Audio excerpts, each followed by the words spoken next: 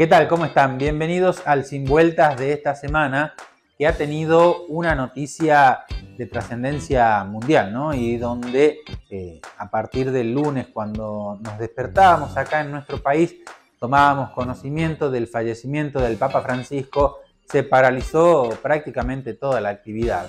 Los medios llenos de noticias llenos de información con esto que había ocurrido en nuestra madrugada local, y también la política que ha ido acomodándose a esta nueva situación que suspendía agendas, modificaba actividades y demás.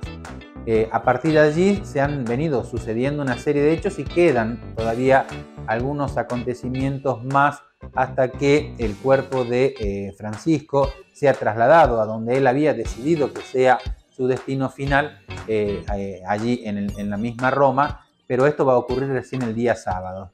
Aprovechamos dentro de este contexto porque noticias al respecto han salido un montón, se ha hecho un repaso de la vida de Francisco, qué dejó, su legado, las principales frases, las obras más importantes, incluso hay quienes hablan de algunos milagros, incluso ya atribuibles a su papado. Pero lo cierto es que vamos a tratar de reflejar lo que en el ámbito local ocurría al respecto de esta noticia, y tenía que ver con una misa que se celebraba en nuestra catedral. También hubo allí las sirenas sonando, hubo una iluminación simbólica del cabildo. Bueno, y en ese contexto aprovechamos con nuestro equipo periodístico para hablar y tener una reflexión local. ¿De quién? De Monseñor Carnielo, en primer lugar, y también del gobernador Gustavo Sáenz y del intendente Emiliano Durán, quienes se hacían allí presentes, más allá de algunas reflexiones de las personas que acompañaban esta misa que se celebraba en nuestra catedral salteña. En otro ámbito de cosas, una noticia que ha tenido bastante impacto, ¿no? Porque una variante de la gripe que, bueno, sabemos que son de circulación, que van y vienen, pero hay una que había quedado bastante relegada, se remonta a fines de los años 60, 1960, era conocida como la gripe de Hong Kong. Bueno, esto ha alarmado nuevamente. El regreso de esta variante de influenza ha alarmado nuevamente a las autoridades sanitarias locales, porque a las cuestiones infecciosas, respiratorias, propias de la época y que se dan todos los años en nuestra provincia, han aparecido casos de esta conocida como gripe de Hong Kong, que provocó en algún momento muchísimos muertos. Y bueno, algunos casos de esta gripe, de esta variante en Bolivia, han despertado la atención de las autoridades sanitarias locales y de los médicos especialistas, y por ello hablamos con el pediatra e infectólogo Antonio Salgado para que nos cuentes más sobre esta variante y algunas prevenciones que podemos hacer al respecto. Bueno, y en otro orden de cosas en nuestro programa vamos a abordar algunas cuestiones vinculadas a la gestión, sobre todo en materia de seguridad, porque hemos planteado acá en nuestro programa y en nuestro portal informatesalta.com.ar, son reiterados los hechos que denominamos dentro de inseguridad, pero que tienen que ver con distintas problemáticas, tienen que ver con la venta callejera, con los trapitos, con la prostitución, con hechos de violencia que se generan dentro del seno familiar, hechos de violencia entre vecinos.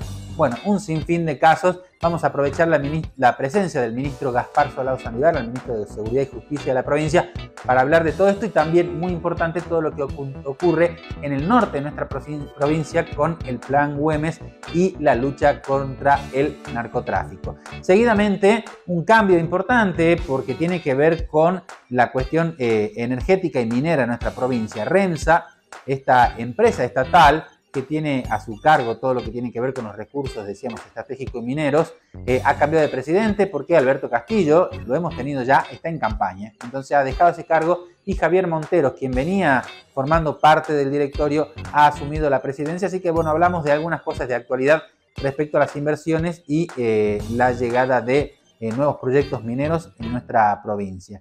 Finalmente nos metemos en la política porque la campaña sigue. Si bien esta semana todos los candidatos han bajado un poco, ¿no?, toda la actividad política en función de lo que hablábamos, ¿no?, del fallecimiento del Papa Francisco, la campaña sigue y el cronograma no se altera. 11 de mayo, todos los salteños iremos a votar, nuestros senadores, diputados, concejales, según lo que corresponda en cada jurisdicción. Y vamos a contar con la presencia de Alba Quintar. Ella es candidata a diputada del Frente Liberal Salteño y ella es quien ha visitado nuestros estudios de CNN y ha dado una entrevista de la cual hemos seleccionado algunos fragmentos. Y también otra mujer, ella es candidata a diputada por el MST, Movimiento Socialista de los Trabajadores, que sabemos, la izquierda en Salta va dividida en tres, al menos, en ramas diferentes. Ella es candidata a diputada, decíamos, Andrea Villegas, quien nos cuenta las propuestas, a ver si hay diferencias, ¿no?, con otros de los candidatos que teníamos la semana pasada.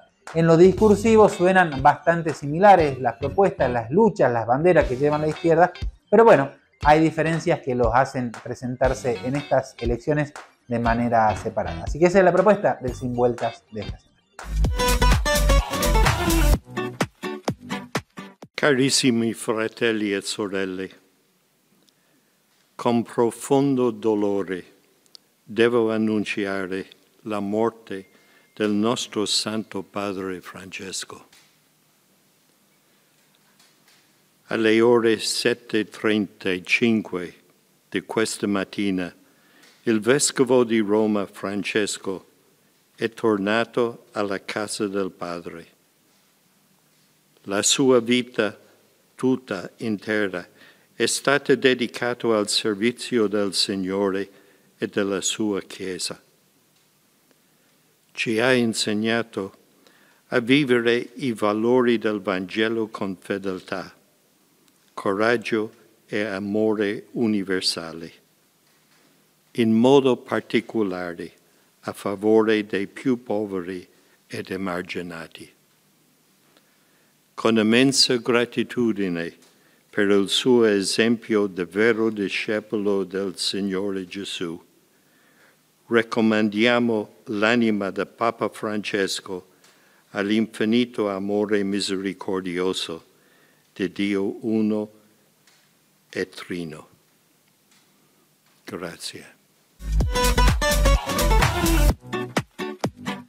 No imaginábamos, después del shock de la noticia, uno empieza por lo menos a querer ver algunas señales, y lo que podría decir es que el último gesto del Papa fue mostrarse como un cristiano que busca a Dios y que busca estar con la gente.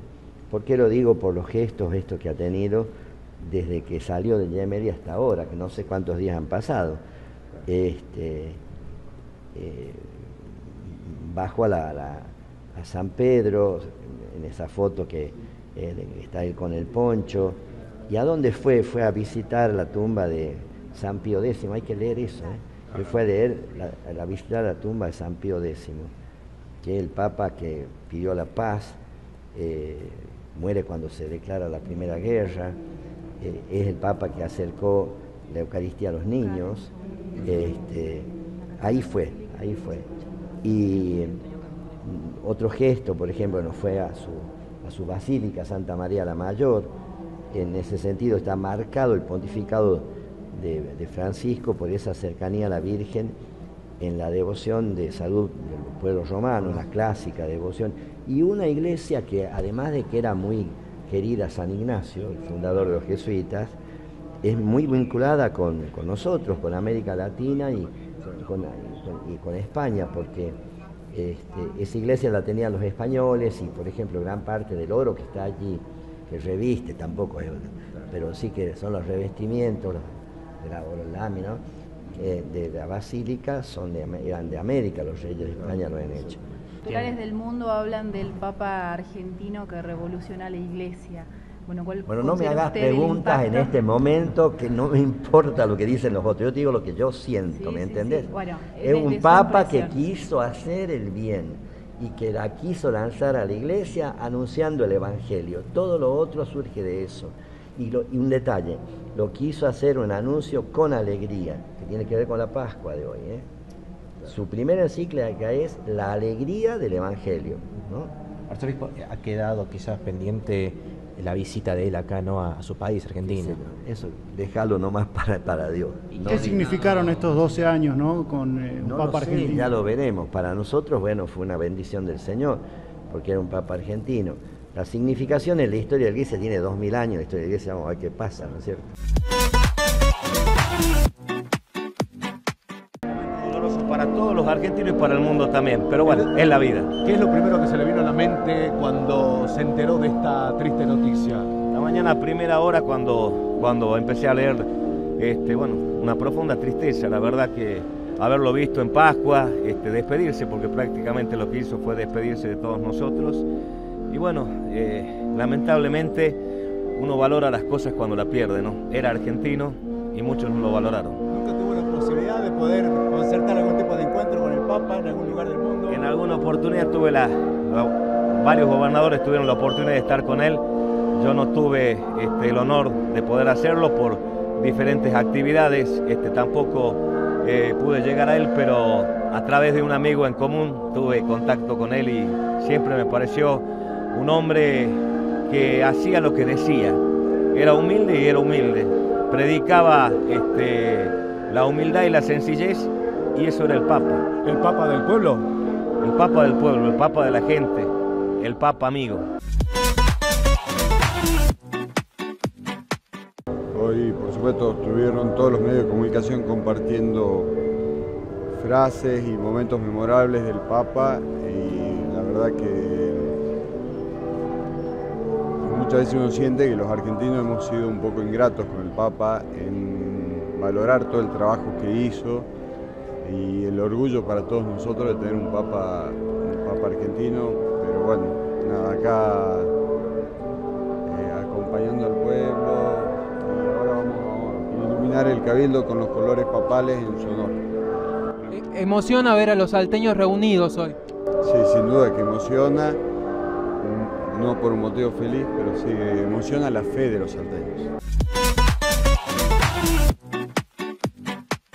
Estamos con el doctor Antonio Salgado para que nos comente de la situación que ahora, en la época cuando bajan un poco las temperaturas, empiezan a aparecer algunas de esas enfermedades, pero de las que se está hablando ahora en este último tiempo es de la gripe conocida como la gripe de Hong Kong. ¿Qué me puede contar de eso? ¿Cómo le va, antes que nada? ¿Qué tal? Buen día, muchas gracias por la visita. Bueno, en realidad la gripe es una enfermedad viral estacional. Lo que ha pasado este año es que ha tenido circulación extemporánea, ha comenzado a circular los primeros días de enero, ya teníamos algunos casos de virus gripe.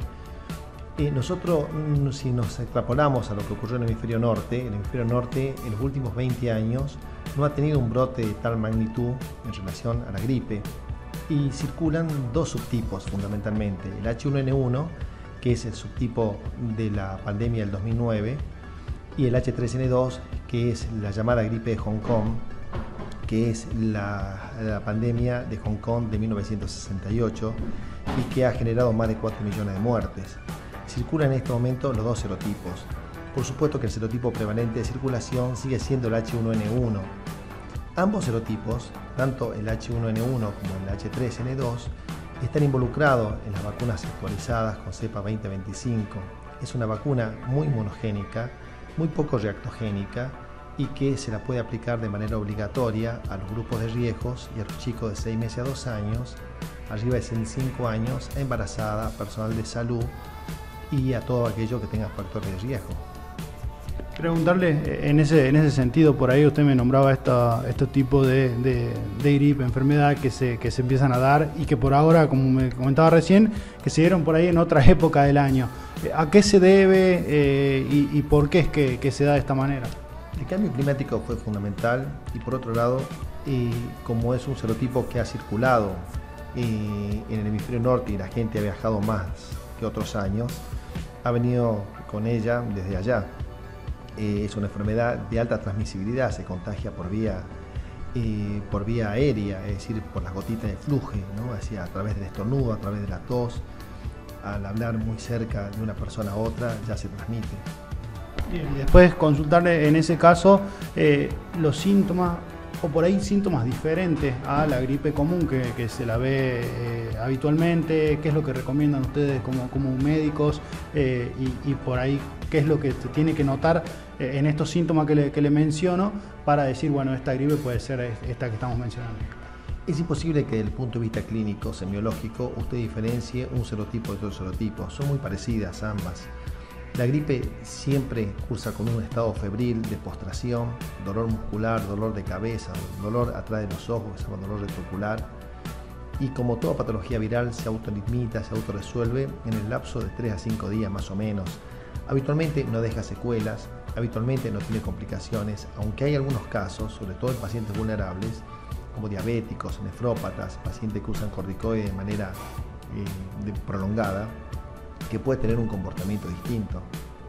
En ese sentido, preguntarle de por ahí cuando hay una complicación, tanto sea como para pacientes pediátricos como para adultos, ¿qué es lo que se hace desde la medicina? Bueno, si el paciente necesita internación, por protocolo, a los pacientes internados, aparte de placa de tórax y descartar que tenga una neumonía sobreagregada, sea viral o sea bacteriana, se usa antivirales. Oseltamivir se llama el antiviral específico para el virus gripe, pero solamente para pacientes internados, no para el paciente ambulatorio. Eso que me conlleva a la próxima pregunta, tema de la automedicación, descartada siempre que haya un síntoma al médico.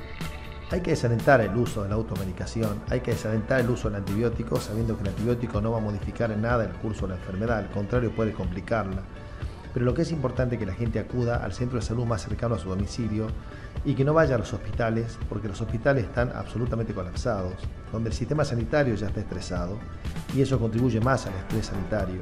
Entonces es importante que primero consulten al centro de salud más cercano a su domicilio y si ellos deciden, recién van al hospital.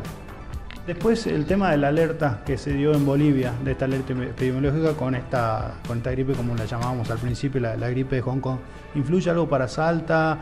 ¿Hay alguna preocupación por esto de lo que tiene que ver con la medicina en el mundo de acá sanitario? Bueno, es un país limítrofe y la circulación que tienen ellos es la misma circulación que tenemos nosotros y que tiene el hemisferio norte y que tiene en este momento el hemisferio sur, es exactamente igual. El serotipo prevalente, insisto, no es el serotipo Hong Kong, es el H1N1, es el serotipo pandémico o la famosa, como usted dice, gripe común. Es imposible que usted haga un diagnóstico diferencial a priori en un laboratorio, salvo que sea el Laboratorio Nacional de Referencia Carlos Malbrán. Pero desde el punto de vista epidemiológico, desde el punto de vista sanitario, se comporta de la misma manera. Uno por ahí quedó, como se dice, sensible en lo que fue la pandemia, todo lo que provocó y demás. ¿No ve algo similar? ¿Eso está totalmente descartado o cree que tiene que haber una precaución importante? Es un brote epidémico, como todos los años.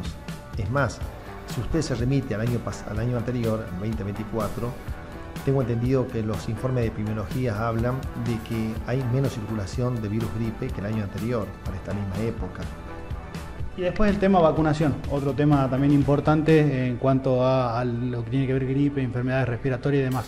La vacunación, usted me contaba hace rato de que están vigentes, la del 2025, pero bueno, ¿cuál es la recomendación en cuanto a la vacunación? Que la gente se vacune, que confíe en las vacunas, que las vacunas siempre son reductoras de enfermedad y mitigan todas las formas clínicas de enfermedad, de la forma leve a la forma severa, crítica y por supuesto a la muerte. Después de la pandemia ha quedado como un cierto negacionismo, una cierta incredulidad por parte de la gente y no me parece mal, tampoco hay que estigmatizar a esas personas, hay que intentar por un mecanismo de confiabilidad que puedan vacunarse, que es importante que se vacunen. Si usted se vacuna, seguramente no va a tener una gripe importante. Ahora, siempre usted va a escuchar que dice, me vacuné y me engripé. Eso es porque desde el momento que usted se aplica la vacuna, al momento que usted genera anticuerpos neutralizantes para el virus gripe, pasan 14 días. El San Bernardo se transforma para ser el centro de referencia del norte del país. El nuevo bloque administrativo de 2.100 metros cuadrados es parte del proyecto de ampliación y refuncionalización del hospital. Nuevas oficinas, Zoom, aulas, auditorio central, atención al público y tecnología para brindar mejores servicios al personal y a los pacientes. Para que el San Bernardo tenga lo que se merece, porque el recurso humano ya lo tiene. Y se va a convertir en el centro de referencia del norte argentino y seguramente del país también. Gobierno de Salta. Ahora con Edesa podés realizar tus trámites y consultas de manera más rápida y sencilla. Ingresá a la oficina virtual edesa.com.ar o descarga la app en tu celular. Comunicate por WhatsApp al 387-549-2222. o envía un mail a trámitescomerciales@edesa.com.ar. Adherite a la factura digital y colabora con el cuidado del ambiente.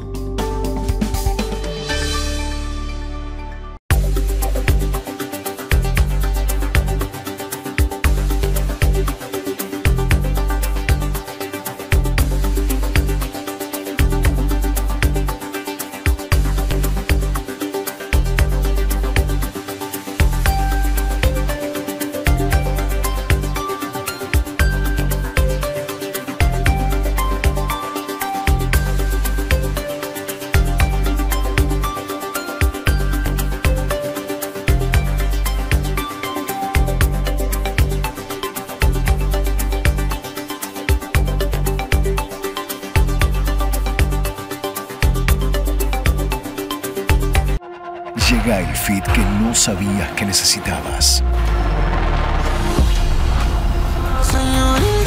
No, pará. Ya hablaba de la Tasty Fit Cuarto. Una nueva hamburguesa que une lo mejor de los dos mundos de McDonald's. Bueno, después de la tanda, como habíamos dicho al comienzo, y bueno, y una problemática que hemos tratado en programas anteriores vinculados a algunos hechos que bajo la denominación de inseguridad, pero hay muchas problemáticas involucradas allí, ¿no?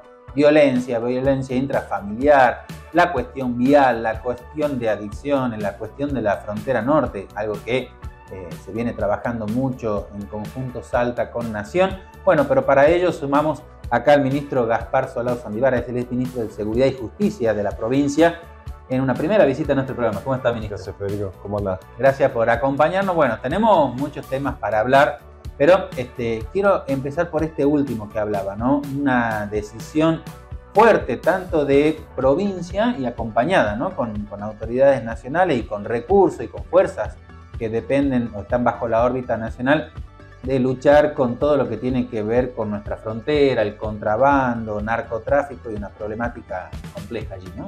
Así es, Federico. Bueno, primero que nada, si bien ya la gente lo conoce, pero bueno, la iniciativa esta de poner en marcha el Plan Güemes fue una iniciativa por parte del gobierno del gobernador Gustavo Sáenz, de la provincia de Salta, y que tuvo una excelente aceptación por parte del gobierno nacional, por parte de la ministra de Seguridad, Patricia Bullrich. Si bien el Plan Güemes empezó, al principio generó ciertos resquemores para saber cómo era la implementación y demás, acá se dejó muy claro, el Plan Güemes no vino a trabajar, a terminar con el trabajo de trabajadores de frontera, propiamente dicho. Eran los que estaban más preocupados, ¿no? Como primera medida, el Plan Güemes vino como tanto un objetivo nacional como por parte de la provincia, a hacer una lucha contra el narcotráfico. Que de hecho podríamos decir que está dando sus resultados. Más allá de la parte operativa que se está tratando de encauzar la frontera con mayor inversión en infraestructura, puesta en funcionamiento con mejor infraestructura, lo que es el puesto 28, con el alambrado famoso, alambrado olímpico de 200 metros. Mucha polémica también, pero concretamente hablando de lucha contra el narcotráfico, podríamos decir que hoy en Salta y en estos 3-4 meses que lleva ya implementado el Plan Güemes, tenemos secuestrado, Nación lleva más de 1 tonelada de secuestro de droga, lo cual es una excelente noticia, pero yo quiero rescatar sobre todo que la policía de Salta en estos 3 meses lleva incautado ya casi media tonelada de droga, ¿no? Que también es un número, diría, muy importante, histórico, con la notoriedad de que efectivamente hubo por lo menos procedimientos que hizo la Policía de Salta, que fueron procedimientos de investigaciones que llevó adelante la Policía de Salta, que lo hizo de manera conjunta con fuerzas federales, ¿no? Lo que hace y demuestra que efectivamente en una primera etapa efectivamente está cumpliendo su objetivo en lo que es materia de lucha contra el narcotráfico, en lo que es Plan Güemes, ¿no? Claro. En la zona Plan Güemes que empezó en la zona de Aguas Blancas y que ahora pasó a la zona de San Martín. También ahí. Pero bueno, también entendemos que la lucha contra el narcotráfico, por esta ramificación, porque tiene vínculos con otros países todos, es un trabajo que sí o sí demanda, ¿no? De la articulación de las fuerzas federales sobre todo, y tecnológicamente también, imagino yo, que son tan poderosas desde lo económico que pueden equiparse bien, requerimos, ¿no?, de mayores presencia de efectivos de otras fuerzas.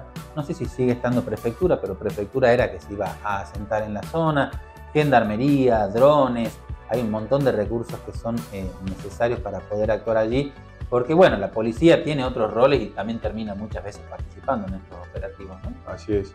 Bueno, se sabe que llegaron lo que es zona de Aguas Blancas. En esta primera parte, en lo que es zona de Aguas Blancas, llegaron 330 gendarmes, fuerzas federales. A su vez que se agregó un escáner más en lo que es el puesto 28. Y bueno, lo que comentaba también, lo que es intentar encauzar gente que estaba pasando por la zona de la terminal de Aguas Blancas con este famoso mal llamado muro alambrado, para que la gente trate de pasar por puesto legal. Por supuesto que lo que hay que rescatar acá es la frontera es un ámbito complejo para trabajar, pero creo que es histórico para la provincia de Salta, es histórico para el país que se esté trabajando o que se esté pensando desde Nación en la frontera norte, ya sea para poner mayores recursos o mayor tecnología o agrandar la infraestructura, pero por sobre todo que estemos trabajando articuladamente. Recién yo le comentaba a gente de mi equipo de trabajo, yo hablo semanalmente con la gente de Nación, y a su vez también las fuerzas federales, el jefe de Gendarmería en Salta con el jefe de Policía, y permanentemente estamos articulando, porque bueno, no solamente hay que articular investigaciones, sino también hay que articular el trabajo del día a día en calle, ¿no? Bueno, cómo cubrir mayores controles o mayores lugares geográficos por parte de las fuerzas federales y las fuerzas provinciales.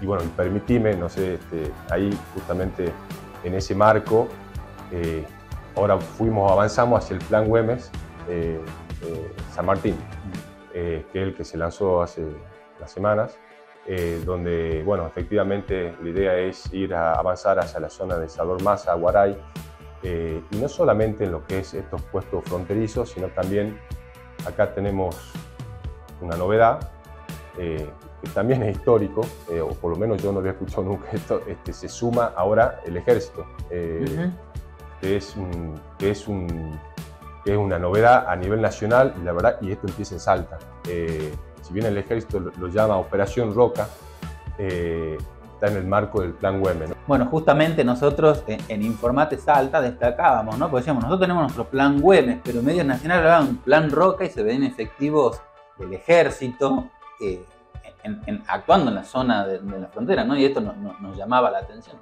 Sí, bueno, a ver.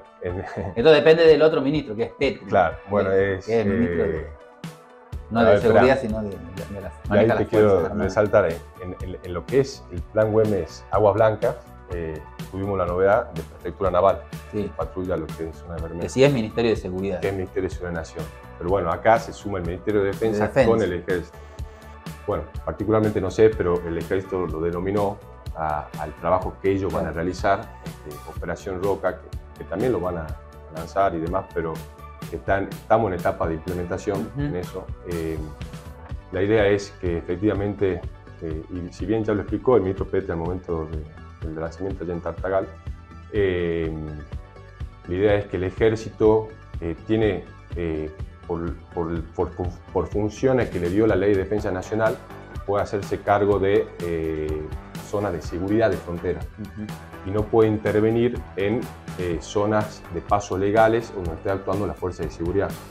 Por supuesto que donde ellos intervengan pueden repeler agresiones, controlar y todo lo demás, lo cual es positivo porque, como vos sabés, nuestra frontera norte es extensa, y claramente ellos, calculo yo esto no lo manejo porque esto es la ejecución propia, diciendo es competencia federal y nacional, pero calculo yo que el Ejército se hará cargo de los pasos, de ciertos pasos ilegales, zonas de monte que estén paralelo al límite argentino-boliviano, kilómetros, paralelo al 54 y demás, que tenemos una intención larga. Son muchas áreas de las intervinientes, entendemos que muchas veces va la policía, actúa, caso Trapito, caso de alguna persona con alguna contravención, es detenido. Y ahí tenemos otro problema, ¿no? Las personas detenidas, los presos que muchas veces, ¿no? Tenemos un servicio penitenciario que está bastante saturado, quedan en las comisarías y han habido casos de fuga de comisaría. Y uno dirá, bueno,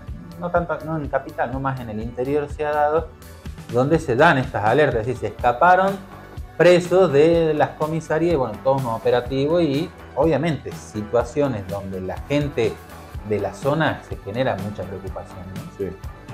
Bueno, a ver, de público conocimiento que nosotros tenemos una sobrepoblación carcelaria, si quiere, del 40%, y tenemos gente alojada en lo que es el servicio penitenciario, ¿no? Pero en lo que es comisaría también tenemos personas alojadas y detenidas dentro de lo que es el ámbito de las comisarías.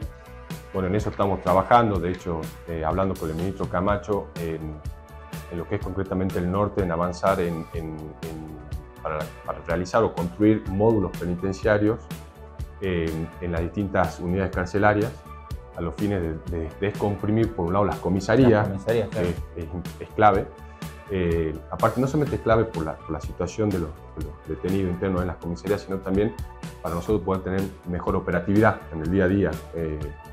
Y por otro lado, pero bueno, trabajando con protocolo acá, permíteme que te haga, no sé si en algún momento lo dije en alguna otra entrevista, pero nosotros estamos construyendo lo que es la unidad carcelaria número 1 de Salta, un pabellón destinado a presos o detenidos de alto perfil, que son... ¿Dentro del mismo penal? Dentro del mismo penal, con un protocolo específico, a los fines de que aquellos presos de mayor peligrosidad, que sabemos que hay un par, muchos detenidos con un prontuario complicado, poder sacarlo de los pabellones, del resto de los pabellones y bueno, poner un pabellón específico y con un protocolo específico. Que si Dios quiere, está en un avance de un 60-70% de obra, pero bueno, antes de junio, julio, creo yo que podríamos estar ya inaugurando ese pabellón. Bueno, vamos ahora sí a algunos temitas más cortitos, algunas preguntas puntuales. Tuvo cambio de uno de sus secretarios, sigue en seguridad Avellaneda, pero en justicia se fue Saicha y llegó Soraya Diff, ¿no? Soraya Diff. Soraya Diff, que tomó juramento esta semana, en estos días. Sí, ayer concretamente tomó juramento la doctora Soraya Diff. Es una persona que venía trabajando conmigo. Ah, ya era parte del equipo. Venía siendo parte del equipo. Una persona más allá de sus conocimientos en materia de derecho, especialista en derecho constitucional, miembro de la Academia de Derecho Constitucional Argentina. Es una persona que yo sobre todo lo rescato y por eso también la elegí, por su capacidad de gestión, ¿no? La verdad es que es una persona muy trabajadora y de la cual estoy convencido que va a poder darnos las herramientas necesarias para, por un lado, pensar junto a la justicia, en la modernización de la justicia propiamente dicho, y también ver de generar herramientas para el vecino en general y sobre todo en el interior, para que sea más fácil el acceso a la justicia. Bien, ahora sí, la última, nos van a quedar muchos temas, pero tiene que ver con este caso de Maximiliano, este joven en la zona de San Luis, en algo que no está muy claro todavía, pero bueno, la familia dice que es un móvil policial que lo atropella en situación que estaban yendo a otro hecho de violencia allí cercano y que lamentablemente este joven fallece. No sé si internamente hay alguna investigación, saber qué es lo que pasó, cómo se da ese siniestro que termina derivando a la muerte de este joven. Si bien es un hecho que lo está llevando adelante la investigación que está haciendo la Fiscalía, o sea, concretamente lo que sí te puedo decir que el móvil policial ese estaba camino a un incidente, de hecho por un llamado que había ingresado al 911, estaba camino a ese incidente y vos sabés que cuando uno va camino a ese incidente... Bueno, tiene que ir, va rápido, claro, dice llanamente, tiene que ir rápido. Pero no, bueno, pero sobre todo más allá de estas circunstancias y que el móvil, yo sé que el móvil policial también después se acompañó como coche puntero para llevar a esta persona al hospital San Bernardo y demás, no deja de ser y por supuesto es un tremendo dolor, me imagino, y lamento estas circunstancias porque me imagino lo que puede estar padeciendo la familia, ¿no? Bueno, y una temática recurrente que siempre nos gusta tratar acá en nuestro programa Sin Vuelta tiene que ver todo lo vinculado con la actividad minera en nuestra provincia y demás. Y bueno, hubo recientemente cambios en REMSA en particular. En este caso, Javier Montero es el flamante, podríamos decir, recientemente asumido presidente, si bien ya venía trabajando dentro del organismo, en función de que Beto Castillo se ha dedicado a la campaña política en su búsqueda de llegar al Senado de la provincia y dejó la presidencia que ocupó. ¿Por cuánto tiempo? ¿Cómo estás, Javier? ¿Cómo están? Buen día. Y ¿2 o 3 años? ¿O más? 5 años. Ah, 5 años. Sí, 5 años fueron los de Beto. Sí, formamos parte de... ¿Y vos llegaste con él? Igual, sí, del inicio de la gestión del doctor Sáenz. Nos conocimos ahí con Beto, veníamos de distintos orígenes, todo, pero sí, ya 5 años y un poquito más. Bueno, decíamos que ya venías trabajando dentro y ahora como la cabeza visible, la persona que va a tener a cargo el manejo de los recursos energéticos y mineros de Salta, ¿sí? Sí, bueno, un gran desafío, más allá de, como vos dijiste, sí, en el contexto actual de venir trabajando, pero bueno, es un desafío, una nueva responsabilidad, ya es estar al mando de la empresa, las decisiones por ahí que se toman son más profundas, son otras, pero como parte de un equipo, y hay un equipo que sigue trabajando en un sector que hoy más que nunca, ¿no? Creo que está pujante, es un sector que viene dando mucho a la provincia, al NOA, mucho trabajo, mucha inversión en Salta, así que, como te decía, es un desafío, pero bueno, seguir trabajando. Hemos trabajado siempre con el sector, con los privados. REMSA forma parte del gobierno, con lo cual se trabaja con el gobierno, ¿no? Con el Ministerio de Producción, con la Secretaría de Minería, cada organismo con sus roles, ¿no? Cada uno con sus roles, pero como parte de un gran sistema y de un gran ecosistema que es la minería en Salta, que gracias a Dios viene con un crecimiento muy bueno, con los vaivenes lógicos de cualquier actividad económica, donde muchas veces tiene... sobre todo esta donde hay un impacto mundial, ¿no? Hay decisiones que no pasan por lo que podemos hacer nosotros como país, sino en un contexto global, si se quiere. Muchas veces muchas decisiones que uno no las puede manejar.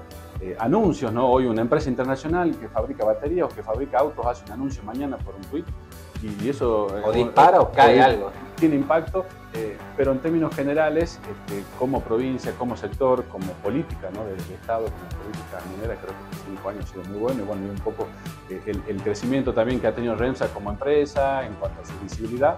Y sobre todo en cuanto a las cosas que pudo hacer, ¿no? Devolver muchos recursos de la minería, de la actividad privada, en obras, ¿no? Obras en ruta y muchas cosas que ustedes se vienen haciendo. Bueno, sabemos, son conocedor, un experto del tema números, bueno, tu profesión, digamos, básicamente, ¿no? Sos contador, así que sabemos que la cuestión de números manejas bien. Y se puede hablar de, digamos, decíamos, Salta necesita mucho de la minería como generadora de puestos de trabajo, como la llegada de nuevas inversiones, con todo lo que se moviliza alrededor de cada proyecto, porque no es solamente el mío, sino todo lo que tiene que ver con los proveedores y demás. ¿Tenés números reales de hoy del impacto de la minería en sí en lo que tiene que ver con la economía provincial? Mira, es un impacto, es tanto el derrame que produce, ¿no? Y a lo que vos hacías referencia, que por un lado está el recurso propio que administra el Ministerio de Economía, que tiene que ver con las regalías, con el canon, las tasas mineras. Pero luego está lo otro, que es la inversión en sí que hace la empresa, que es donde en definitiva está el derrame más importante. Hemos tenido en los últimos 6 meses, el gobernador ha inaugurado las 3 plantas más grandes, creo que hay en Sudamérica, las empresas de primera línea. Eramine, Posco, Campo. Exactamente. ¿Y qué números puede dar ahí uno? Porque muchas veces son tan grandes que a veces, o la gente a veces no puede perderse. Bueno, pero ¿dónde está eso? ¿Cómo dimensiono que ha invertido 2.000 millones, 500 millones? Pero son números reales cuando ves, bueno, ¿qué número hay? Y cada empresa maneja presupuestos de grandes envergaduras, donde la buena noticia es que lo terminan aplicando en Salta. Luego viene el desafío abajo, ¿no? De los proveedores, del Estado que acompañe, los municipios, las comunidades, ¿no? Las comunidades, el empleo, ¿no? Que la gente esté en condiciones de capacitada. Entonces digo, hay todo un movimiento hacia abajo, las universidades, bueno, las universidades del Estado, todos trabajando para ello, para formar parte. Creo que eso ha sido exitoso. Entonces, en números hay un derrame muy amplio, ¿no? Digo, más que darte un número, yo te diría, vamos a ver cómo ha crecido muchos de quienes integran ese sector. Hay muchos proveedores salteños y gente que nosotros conocemos, que convivimos, que han crecido. Hoy algunos están con ciertas preocupaciones porque, digo, son los vaivenes lógicos de una actividad económica, como vos decías recién, que dependen por ahí ciclos y situaciones que dependen de decisiones ajenas a un gobierno. Pero el derrame ha sido muy bueno, amplio. Todos trabajan en minería hoy, ¿no? El que vendía camionetas le vende camionetas a la minería, el que prestaba un determinado servicio se lo presta a la minería, el que vendía bandejas de comida se los vende a la minería.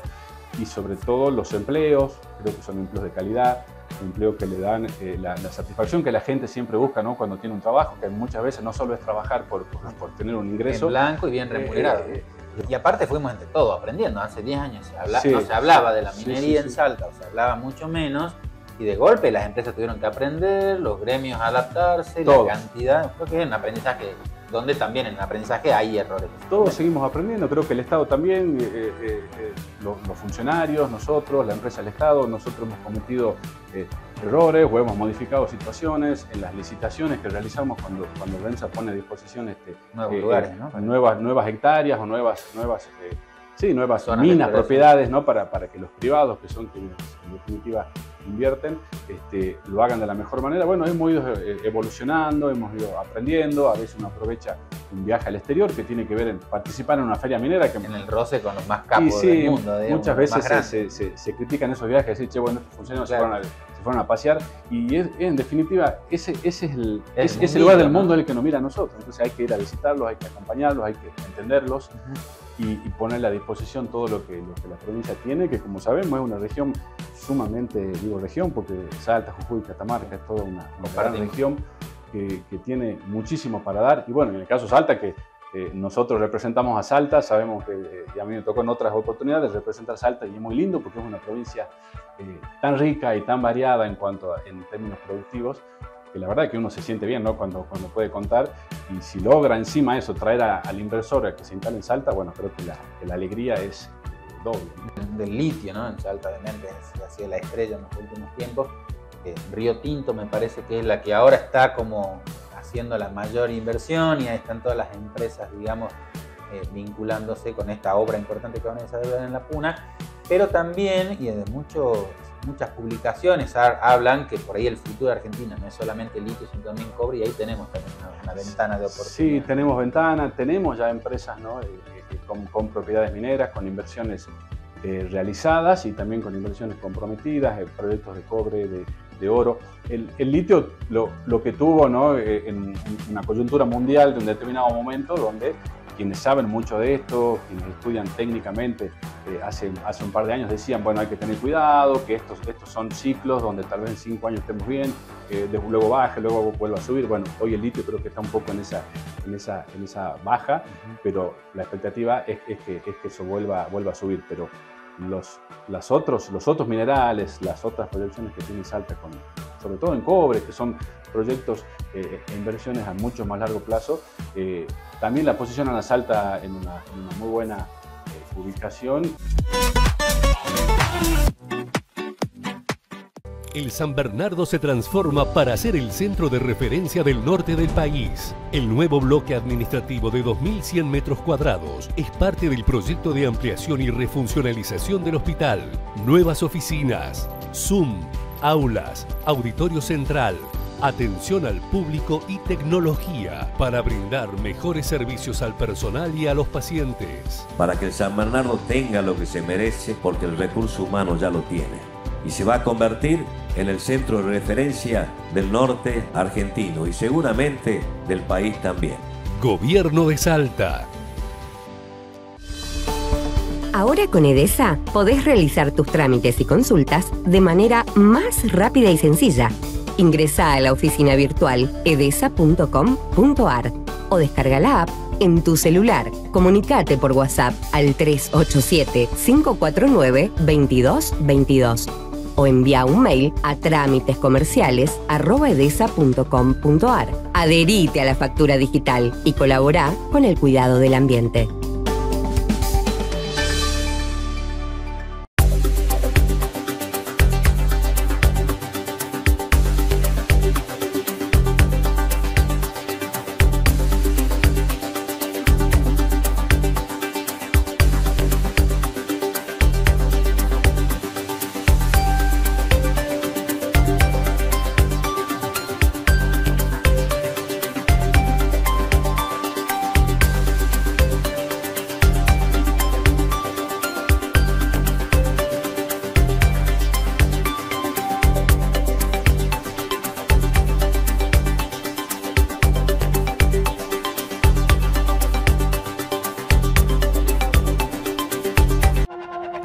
el fit que no sabías que necesitabas.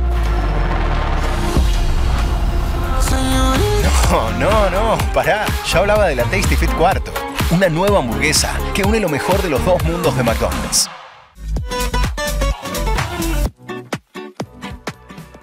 Último bloque de Sin Vueltas y antes de despedirnos vamos a saludar a Andrea Villegas, ella es candidata a diputada provincial por el Movimiento Socialista de los Trabajadores. Andrea, ¿cómo estás? Buenas noches. Hola, ¿cómo estás? Buenas noches.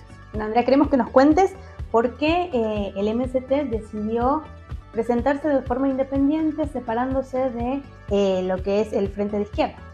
Bueno, mira, para que sepas vos y sepa la gente, nosotros hasta el último minuto insistimos con que se pudiera presentar el Frente de Izquierda, pero lamentablemente la política del sector de Claudio Del Pla y Pablo López ha sido intentar imponer sus candidaturas y la verdad que a nosotros no nos parece que no se respeten primero acuerdos que hay a nivel nacional, que es que si venimos mejor posicionados en las últimas elecciones, podamos discutir en ese marco las candidaturas, pero además porque consideramos primordial que podamos estar los referentes que plantean nuevas caras, nuevas ideas, nuevas formas para la izquierda, y en ese sentido la gente nos vino dando sus votos en las últimas elecciones. En particular, ganamos una interna cuando fuimos en el Frente de Izquierda con listas separadas. Después en las últimas elecciones tuve un 4,6 de votos, superior a lo que ha sido los votos que obtuvo Claudio Del Pla, y creíamos que había que respetar ese apoyo de la gente. Bueno, no tuvieron del otro lado una respuesta positiva. Tuvimos la oportunidad de presentar la alianza y seguir debatiendo estos temas, pero hubo una negativa a último momento, que bueno, es lamentable porque necesitamos la unidad de la izquierda. Además, tiene que ser una izquierda amplia, tiene que ser una izquierda que se plantee como una alternativa de poder, tiene que abrir sus puertas, y en ese sentido los compañeros tienen otra visión. Entonces, que la gente nos dé su apoyo en estas elecciones va a fortalecer ese punto de vista, ¿no? Va a fortalecer que el MST pueda renovar la izquierda, pueda abrir las puertas de este frente y discutir con los trabajadores, ¿no? Con las mujeres, con la juventud, que quieran sumarse al frente, que quieran dar la pelea contra este sistema capitalista y socialista. ¿Y cuál es tu diagnóstico del escenario político actual en general, más allá de lo que está sucediendo y lo que comentabas recién de la izquierda, en general, qué es lo que notas en estas elecciones a diferencia de años anteriores?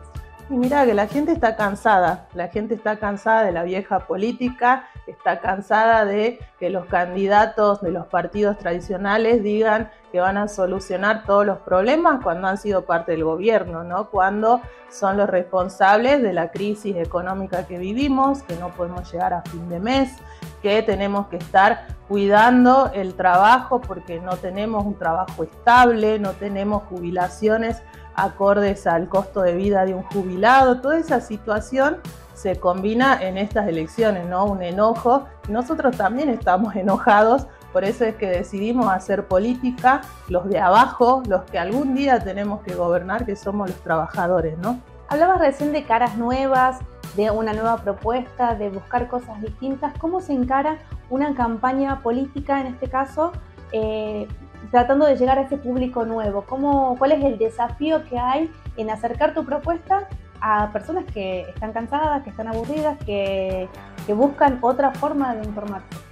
Y mira, que vean que gente como ellos quiere cambiar las cosas. Por ejemplo, yo soy docente autoconvocada, que hemos salido a luchar siempre por mejoras salariales a la par de mejorar la educación pública. Me acompaña Beatriz Fernández, que es enfermera, también autoconvocada, y que ella ha presentado listas para recuperar el colegio de enfermeros, y es independiente, ¿no? Va en la lógica que te explicaba hace un momento, ¿no? Una izquierda que sume luchadores genuinos nos parece fundamental, porque la gente también reconoce esa trayectoria y ese esfuerzo. No somos paracaidistas de la política que aparecemos solo por este mes, sino que todo el año estamos defendiendo nuestros derechos. En el norte, por ejemplo, también nos acompaña Samuel Huerga, Josefa Cardoso, que son referentes de las luchas contra el tarifazo de EDESA, y nos acompañan luchadores independientes como Leandro Alagastino,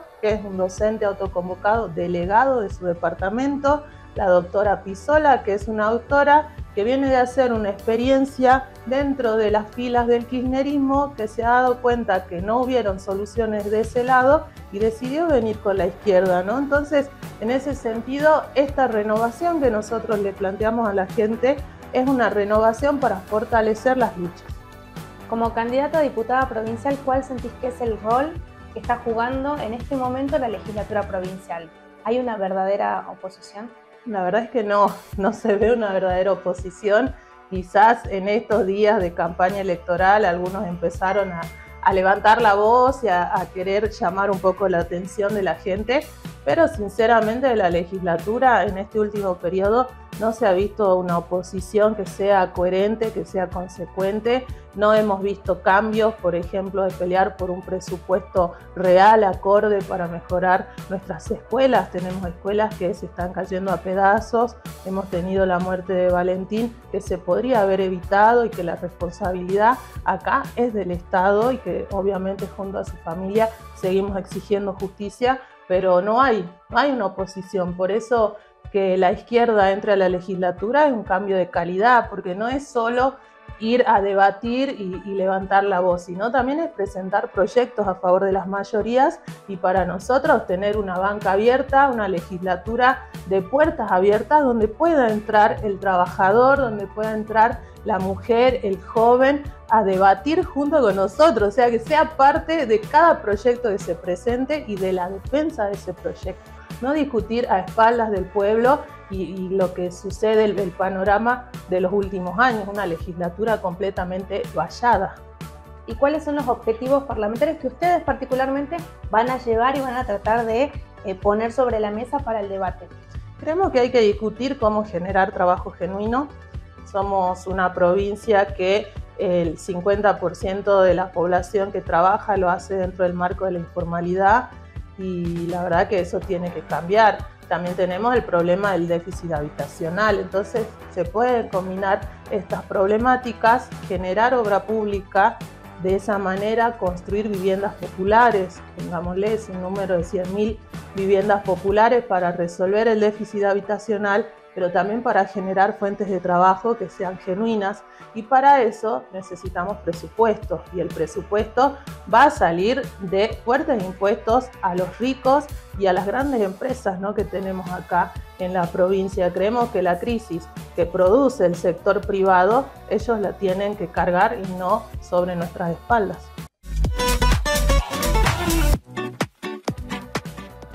Cuando hablamos de estas cuestiones provinciales, yo inmediatamente lo llevo a esta problemática. ¿Qué pensás de la cuestión seguridad? ¿Y qué piensa el espacio que se puede hacer? Porque es quizás las noticias o el planteo principal que yo percibo en los medios de comunicación es la cuestión seguridad. ¿Ustedes qué recibieron de la gente en su recorrida con respecto a este tema, este punto? Es que es una de las principales problemáticas, como vos decís, y está muy relacionado con el tema de las adicciones. Que para mí es la principal problemática, es de lo que más se quejan los vecinos, del tema de las adicciones. Más que se quejen, se preocupan, ¿no? Porque realmente venimos en una subida escandalosa de la cantidad de jóvenes adictos que tenemos en la provincia, que son cada vez más chicos, y las drogas son cada vez más tóxicas, o sea que te dan menos oportunidades de salir. Cuando el chico es adicto, se vuelve violento, hay un índice altísimo de suicidios en la provincia que tienen que ver con el tema de las adicciones, y genera inseguridad porque el adicto sale a delinquir para poder después conseguir la droga. ¿Y a qué le atribuyen el origen de los chicos con estos consumos problemáticos? Porque imagino que la mirada de cambiar esto tiene que ver con ir a algo de raíz y tiene que ver con pocas oportunidades. De una problemática muy amplia, ¿no? O sea, te puedo decir que eso desde que ingresa y pasa la droga por Salta hasta que hay un aguantadero en cada rincón porque está la maleza y la falta de iluminación, porque los policías no están con las herramientas, no cuentan con las herramientas necesarias para poder actuar, porque de un lado tenés un policía que se tiene que proveer los uniformes, se tiene que proveer las municiones, tiene que incluso a veces pagar la nafta para los patrulleros y hasta las hojas de la impresora para imprimir las denuncias en las comisarías. Y al mismo tiempo tenés del otro lado los delincuentes armados hasta los dientes financiados por los narcos, o sea que no estaríamos con una balanza equilibrada para poder combatir el delito. Y también por otro lado la falta de educación, la falta de contención de la familia, porque la realidad también es que se perdió el valor de la familia, la falta de oportunidades, la falta de trabajo, no hay trabajo, hay una tasa de desocupación muy grande, necesitamos promover las inversiones, que más gente abra negocios, que genere fuentes de trabajo genuinas. Y con respecto a los que ya son adictos, yo la vez pasada estuve acá comentándoles sobre mi proyecto de libertad contributiva, en la que cada uno de nosotros que contribuimos todos los meses podríamos destinar libremente un porcentaje de nuestros impuestos provinciales a la creación de algún proyecto particular, y yo proponía que sea de seguridad, de salud o de educación. Lo primero que haría con este proyecto sería proponer que sea una granja para el tratamiento de adicciones. Eso me lo piden en los barrios, vuelvo, todas mis propuestas salen de ahí, salen de la gente, de las necesidades de la gente. He visto a una familia que tenía un chico atado, lo tenían atado. Realmente es preocupante, es espantoso, pero me dicen, amenaza con suicidarse, golpea a la madre, sale y roba a los vecinos. Y no tiene contención. No tiene ningún tipo de contención y se lo lleva a la policía y vuelve al día siguiente o al par de horas. Claro. Porque también tenemos la puerta giratoria de las comisarías. Creo que es algo que no se puede tomar a la ligera. Tenemos que tomar cartas en el asunto desde cada punto de vista para intentar frenar esto, porque para mí es una bomba de tiempo. Bueno, los que nos acompañaron en este Sin Vuelta habrán visto un programa con diferentes temáticas, pero que no queríamos dejar de tocar, ¿no? Los temas más importantes, resaltar la cuestión de seguridad, porque es algo que en nuestro portal lo vivimos a día, y mucha gente que se comunica permanentemente con nosotros para dar a conocer diferentes situaciones que ocurren en nuestra provincia, y también de acá y hasta el 11 de mayo, mucho de política, porque bueno, guste o no guste, simpaticen más con algunos candidatos que otros, el 11 de mayo los salteños iremos a votar. Los esperamos como siempre los días jueves de 21 a 22 por Somos Salta con nuestra propuesta de Sin Vuelta, un equipo periodístico que lo integra todo el equipo de informatesalta.com.ar, y como habrán visto también trabajamos muy de la mano con el plantel de profesionales de CNN Salta 94.7, algunos materiales que nos compartimos, nosotros a ellos, ellos a nosotros, así que muy de la mano con CNN Salta, la mejor propuesta informativa radial de cada día. Los esperamos la próxima semana.